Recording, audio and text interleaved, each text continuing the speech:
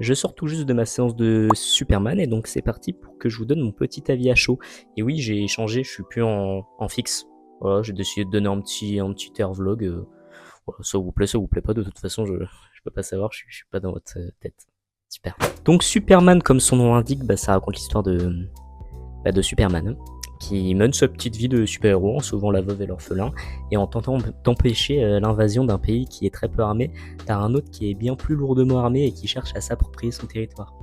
Et non, ça fait pas du tout penser à un conflit actuel. Non, pas du tout.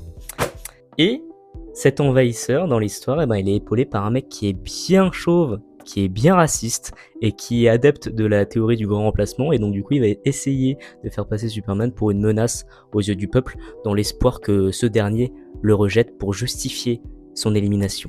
Donc voilà pour le résumé. Maintenant, qu'est-ce que j'en ai pensé?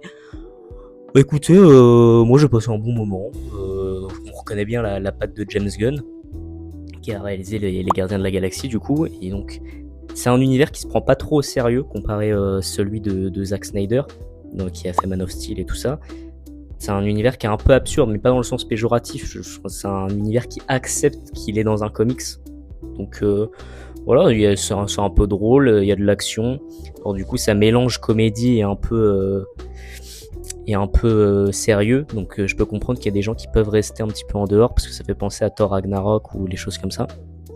Mais moi, en tout cas, ça marche. Et comme j'ai bien aimé les films de Suicide Squad, les films Gardiens de la Galaxie, donc les films de James Gunn en général, j'ai pas été dépaysé.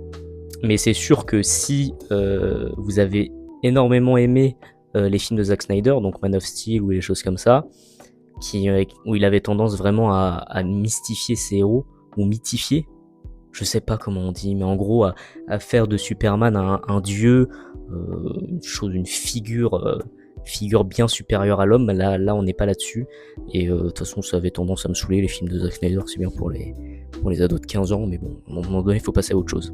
Là James Gunn il a rendu le personnage bien plus humain, bien plus fragile, et moi j'aime bien ce perso, voilà, un petit fragile, ça résonne en moi tout simplement. Donc, pour conclure, j'ai passé un bon moment, je vous encourage à voir ce film. Allez au cinéma pour voir ce film ou en voir un autre, il faut aller au cinéma de toute façon. Mais voilà, si vous avez aimé Suicide Squad, comme je le disais avant, Gardien de la Galaxie, vous allez aimer ce film, je pense qu'il n'y a pas de raison.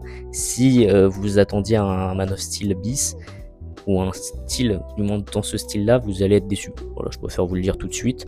Mais bon, bref, c'était tout pour moi. Abonnez-vous et des bisous.